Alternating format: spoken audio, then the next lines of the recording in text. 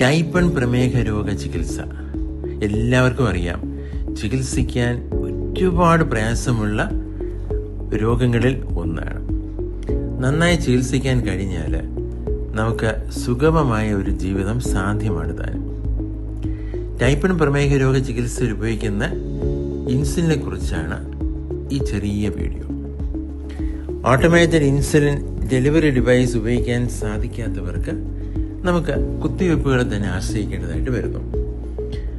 ആഹാരത്തിന് മുൻപ് നമ്മൾ എടുക്കുന്ന ഇൻസുലിൻ, അതിനെയാണ് പ്രാൻഡിയൽ ഇൻസുലിൻ എന്ന് പറയുന്നത്. അതിനെക്കുറിച്ചാണ് ഈ വീഡിയോ.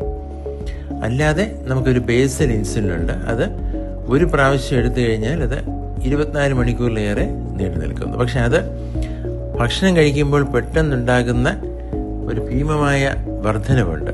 ആ ഗ്ലൂക്കോസിൻ്റെ വർധനവ് നമുക്ക് നിയന്ത്രിക്കുന്നതിന് ഓരോ ഭക്ഷണം കഴിക്കുന്നതിന് മുൻപായിട്ട് ഇഞ്ചക്ഷൻ എടുക്കേണ്ടി വരും. അപ്പം നമുക്ക് അങ്ങനെയുള്ള ഇഞ്ചക്ഷൻസ് ഇപ്പം നാട്ടിൽ ഒരുപാടെണ്ണമുണ്ട്. നമ്മൾ ഈ കാണുന്നത് പോലെ 3ആയിട്ട് അതിനെ തരംതിരിക്കാം. ഒന്ന്, വളരെ പഴയ ഹ്യൂമൻ റെഗുലർ ഇൻസുലിൻ. ഇത് ഒരുപക്ഷെ 40-50 വർഷങ്ങളായിട്ട് നമുക്ക് ലഭിക്കുന്ന പഴയ ഇൻസുലിനാണ്. മറ്റൊന്ന്, കഴിഞ്ഞൊരു 10-20-25 വർഷങ്ങളായിട്ട് ലഭിക്കുന്ന റാപ്പിഡ് ആക്ടിങ് അനലോഗ് ഇൻസുലിൻസ്.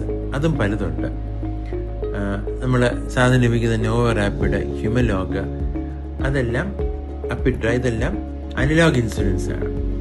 കഴിഞ്ഞൊരു 5-6 വർഷങ്ങളായിട്ട് ലഭിക്കുന്ന വളരെ പെട്ടെന്ന് പ്രവർത്തിക്കുന്ന ഇൻസുലിനാണ് വാസ്തവത്തിൽ ഏറ്റവും നമുക്ക് സൗകര്യമുള്ളത്. അതിൻ്റെ എക്സാമ്പിൾസാണ് ഫാസ്റ്റർ ആക്ടിങ് ഇൻസുലിൻ അസ്പാർട്ട് എന്ന് പറയുന്ന ഫിയാസ്പ, അതുപോലെ അൾട്രാ റാപ്പിഡ് ആക്ടിങ് ഇൻസുലിൻ ലുംജേവ് എന്നൊക്കെ പറയുന്നത്. അപ്പോൾ ഇതിൻ്റെ വ്യത്യാസങ്ങൾ പരിശോധിക്കുകയാണെങ്കിൽ നമുക്ക് പെട്ടെന്ന് മനസ്സിലാകും. ഈ അട്രാപ്പിഡ്, ഹ്യൂമൻ റെഗുലർ ഇൻസുലിൻ എന്ന് പറയുന്ന ഇൻസുജനാർ, അങ്ങനെ പല കമ്പനികൾക്കുണ്ട്. ഈ ഇൻസുലിൻ്റെ ഒരു ബുദ്ധിമുട്ടെന്ന് പറയുന്നത് ടൈപ്പ് 1 ഡയബറ്റീസിൽ നമുക്ക് ഇത് ഉപയോഗിക്കുമ്പോൾ കുറച്ച് ബുദ്ധിമുട്ടുകൾ അനുഭവപ്പെടും. കാരണം ഇത് ഭക്ഷണം കഴിക്കുന്നതിന് 1/4 മണിക്കൂർ മുമ്പ് നമുക്ക് എടുക്കണം. അപ്പോൾ അത്രയും നേരത്തെ പ്ലാൻ ചെയ്യണം. ഇപ്പോൾ ഉച്ചയ്ക്കൊരു കുഞ്ഞ് സ്കൂളിൽ 12 മണിക്കാണ് ഭക്ഷണം കഴിക്കാൻ പോകുന്നതെങ്കിൽ അതിന് ഏകദേശം 45 മിനിറ്റ് മുമ്പ് ഇഞ്ചക്ഷൻ എടുത്ത് കാത്തിരിക്കണം. കൃത്യമായിട്ട് ഭക്ഷണം കഴിക്കാൻ വേണം. അതുപോലെ ഇത് പ്രവർത്തിച്ച് തുടങ്ങി അതിൻ്റെ ഒരു പീക്ക് എത്താനായിട്ട് ഏകദേശം 3 മണിക്കൂർ എത്തും. അതേസമയം ഈ പുതിയ ഇൻസുലിൻസ് ആണെങ്കിൽ ആഹാരം കഴിക്കുന്നതിനൊരു ശരാശരി ഒരു 10-15 മിനിറ്റ് മുമ്പ് എടുത്താൽ മതിയാകും. ഏറ്റവും പുതിയതാണെങ്കിൽ 5 മിനിറ്റ് മുമ്പ് എടുത്താൽ മതിയാകും. ഫിയാസ്പയ്ക്ക് ആണെങ്കിൽ ഇത് അതിൻ്റെ പീക്ക് ആക്ഷൻ എന്ന് പറയുന്നത് 3 മണിക്കൂർ എന്ന് പറയുന്ന പഴയ ഇൻസുലിൻ്റെ ആയിട്ട് നമ്മൾ താരതമ്യം ചെയ്യുകയാണെങ്കിൽ ഏകദേശം ഒരു 30 മിനിറ്റ് ഒക്കെ ആകുമ്പോൾ തന്നെ അതിൻ്റെ പീക്ക് ആക്ഷൻ തുടങ്ങിക്കഴിഞ്ഞിരിക്കും. ഈ പഴയ ഇൻസുലിൻ 6 പോലെയുള്ള റെഗുലർ ഇൻസുലിൻസ് നമ്മൾ കുത്തിവെച്ച് കഴിഞ്ഞാൽ ഏകദേശം 8 മണിക്കൂറോളം അത് പ്രവർത്തിക്കും. എങ്ങനെ പോയാലും ഒരു 6-7 മണിക്കൂർ പ്രവർത്തിക്കും. പക്ഷേ അനലോഗ് ഇൻസുലിൻസിൻ്റെ പ്രവർത്തനം ഏകദേശം 4 മണിക്കൂറേ ഉള്ളൂ. അതുകൊണ്ട് ആഹാരം കഴിച്ച് അതിൻ്റെ ആവശ്യം കഴിഞ്ഞാൽ ആ ഇൻസുലിൻ രക്തത്തിൽ നിന്ന് അപ്രത്യക്ഷമാകുക. അത് കഴിഞ്ഞിട്ട് ഹൈപ്പോഗ്ലൈസീമിയ വരില്ല. നമുക്ക് ഒരു ദിവസം 3 പ്രാവശ്യം അല്ലെങ്കിൽ 4 പ്രാവശ്യം ആഹാരത്തിന് മുമ്പ് ഈ റാപ്പിഡ് ആക്ടിങ് ഇൻസുലിൻ എടുക്കാനും നമുക്ക് സാധിക്കും. മറ്റേത് നമുക്ക് ധൈര്യമായിട്ട് എടുക്കാനും സാധിക്കില്ല. കാരണം നമ്മൾ 2ാമത്തെയും 3ാമത്തെ ഇൻസുലിൻ എടുക്കുന്ന വേളയിലും അതിന് മുൻപെടുത്ത ഇൻസുലിൻ്റെ പ്രവർത്തനം തുടർന്നുകൊണ്ടിരിക്കുകയും ചെയ്യും. എടുക്കുകയും വേണം. എടുത്തില്ല എങ്കിൽ ഗ്ലൂക്കോസ് പിന്നും കൂടി നിൽക്കും. എടുത്താലും എടുത്തില്ലെങ്കിലും പിന്നീട് കുറയുകയും ചെയ്യും. അപ്പോൾ ഈ പഴയ ഇൻസുലിൻ്റെ റിസ്ക് ഓഫ് ഹൈപ്പോ എന്ന് പറയുന്നത്, അതായത് ഗ്ലൂക്കോസ് ജീവന് തന്നെ ഭീഷണിയാകും എന്ന വിധത്തിൽ ലൈഫ് ത്രെട്ടനിങ് ഹൈപ്പോഗ്ലൈസീമിയ എന്ന് പറയുന്നത്, അതിൻ്റെ സാധ്യത എല്ലാ പഠനങ്ങളിലും ഒരുപാട് കൂടുതലാണ് എന്ന് തെളിഞ്ഞിട്ടുണ്ട്. അതുകൊണ്ടാണ് വർഷങ്ങളോടെ നടന്ന ഗവേഷണങ്ങളുടെ ഫലമായിട്ട് കഴിഞ്ഞ ഒരു 10-20 വർഷങ്ങളായിട്ട് അനലോഗ് ഇൻസുലിൻസാണ് നമ്മുടെ ടൈപ്പ് 1 ഡയബറ്റീസിന്, അതുപോലെ ഇങ്ങനെ ഒരു ബേസൽ ബോണസ് ചികിത്സ നൽകേണ്ടി വരുന്ന ടൈപ്പ് 2 ഡയബറ്റീസ് ഉപയോഗിക്കുന്നത്.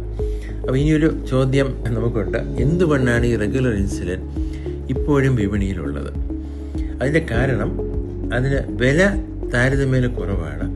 അതുപോലെ നമുക്ക് സാമ്പത്തികമായിട്ട് പിന്നോക്കം നിൽക്കുന്ന അവസ്ഥയിൽ അത് നമുക്ക് ഉപയോഗിക്കാൻ നിർബന്ധിതമാകും. അത് അങ്ങനെയുള്ള വേളയിൽ മാത്രം റിസോഴ്സ് ലിമിറ്റഡ് സെറ്റിങ്സിലാണ് അത് നമുക്കിപ്പോഴും ഉപയോഗിക്കേണ്ടതായിട്ട് വരുന്നത്. അപ്പം നമുക്ക് ഈ 3 തരം ഇൻസുലിൻസിൻ്റെയും വ്യത്യാസമാണ് ഞാൻ ഇവിടെ പറഞ്ഞത്. പക്ഷേ ഏറ്റവും വലിയ ബുദ്ധിമുട്ടെന്ന് പറയുന്നത് നമുക്ക് ആഹാരത്തിന് തൊട്ട് മുൻപ് എടുത്ത് ഭക്ഷണം കഴിക്കാൻ പറ്റില്ല എന്നുള്ളത് മാത്രമല്ല, നമുക്ക് ഭക്ഷണം കഴിച്ച് ഒരു മണിക്കൂറോ 2 മണിക്കൂറോ കഴിയുമ്പോഴത്തേക്ക് പിന്നെ ഗ്ലൂക്കോസ് കുറഞ്ഞു പോകും എന്നൊരു ഭയം കാരണം ഇൻസുലിൻ കുറച്ചെടുക്കുകയാണ് എങ്കിൽ ഭക്ഷണത്തിന് ശേഷമുള്ള പോസ്റ്റ് പ്രാൻഡിയൽ ഗ്ലൂക്കോസ് അത് കൂടി തന്നെ നിൽക്കുകയും ചെയ്യും. അതുകൊണ്ട് എല്ലാ ഇൻസുലിൻസും ഒന്ന് തന്നെയാണ്, ഒരുപോലെയാണ് എന്ന് കരുതരുത്. ദീർഘനേരം പ്രവർത്തിക്കുന്ന ഇൻസുലിൻസിനും ഇതുപോലെ തന്നെ വ്യത്യാസമുണ്ട്.